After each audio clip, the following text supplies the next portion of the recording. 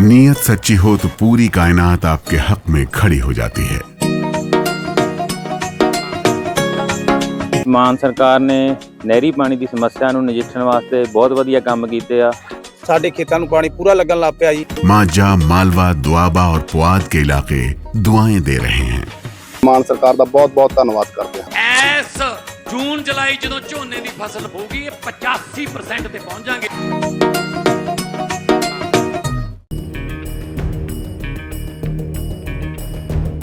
दुनिया के दो सबसे शक्तिशाली देश अमेरिका और रूस के राष्ट्रपतियों के बीच करीब 90 मिनट तक फोन पर बातचीत हुई है। क्या ये एक इशारा है कि रूस और यूक्रेन का युद्ध अब कभी भी रुक सकता है? आखिर राष्ट्रपति डोनाल्ड ट्रंप ने पुतिन के साथ इस फोन कॉल पर क्या बातचीत की, जिसको लेकर पूरी दुनिया की कूटनीति में हलचल मची हुई है।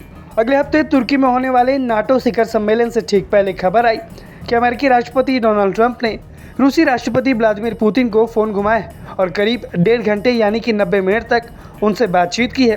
और अब इस बातचीत के कई सारे अहम पहलू सामने आ रहे हैं। दरअसल क्रेमलिन के वरिष्ठ सहयोगी यूरी उशाकोव के मुताबिक ट्रंप ने एक बार फिर से यूक्रेन युद्ध को खत्म करवाने में मदद की पेशकश की है। ट्रंप ने साफ कहा कि वो इस लंबे और खूनी संघर्ष का जल्द से जल्द समाधान चाहते हैं। इसके लिए हर संभव कोशिश करने को ट्रंप तैयार है। दूसरी तरफ क्रेमलिन ने इस बातचीत को सकारात्मक और रचनात्मक बताया। हालांकि रूस ने यह भी स्पष्ट किया कि वो किसी भी शांति समझौते में उसके रणनीतिक हितों और सुरक्षा संबंधी चिंताओं को प्राथमिकता देनी होगी। इस बातचीत में पुतिन ने ट्रंप से कहा है कि स्थायी समाधान तभी संभव है जब रूस की मूल मांगों को गंभीरता से लिया जाए।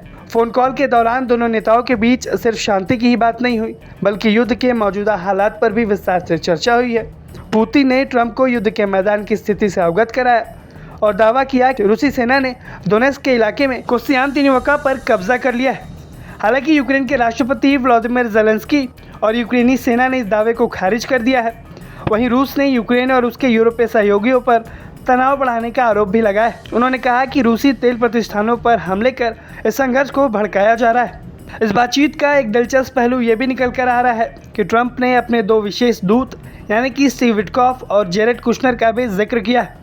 उन्होंने पुतिन से कहा कि ये दोनों प्रतिनिधि लगातार समाधान तलाशने में लगे हुए हैं और ज़रूरत पड़ने पर फिर से मॉस्को का दौरा भी कर सकते हैं। इसी बीच यूक्रेन के राष्ट्रपति व्लादिमीर ज़ेलेंस्की का रुख भी पहले के मुकाबले कुछ बदला हुआ दिखाई दिया है। उन्होंने ट्रंप के साथ अपनी बातचीत को बेहद सकारात्मक बताया है और कहा है कि अब युद्ध समाप्त होने की वास्तविक संभावनाएं दिखने लगी हैं।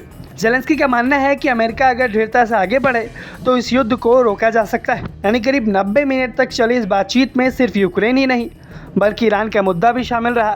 पुतिन ने उम्मीद जताई है कि ट्रंप मिडिल ईस्ट में बढ़ते तनाव को कम करने में अहम भूमिका निभाएंगे।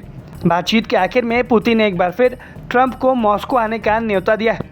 अब सबसे बड़ा सवाल ये उठता है कि क्या नाटो शिखर सम्मेलन से पहले ट्रंप और पुतिन की ये बातचीत किसी बड़े बदलाव का संकेत है?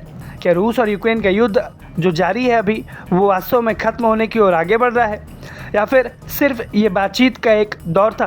पूरी दुनिया की नज़र अब आने वाले दिनों पर टिकी है, क्योंकि अगर ये युद्ध थमता है तो इसका असर न सिर्फ यूरोप तक सीमित रहेगा बल्कि वैश्विक अर्थव्यवस्था, ऊर्जा बाजार और अंतर्राष्ट्रीय राजनीति पर भी देखने को मिलेगा। आप ट्रंप की ओर से पुतिन को घुमाए गए इस फ़ोन कॉल पर क्या कुछ राय रखते हैं? हमें कमेंट सेक्शन में ज़रूर बताएं। ब्यूरो रिपोर्ट, भारत तक।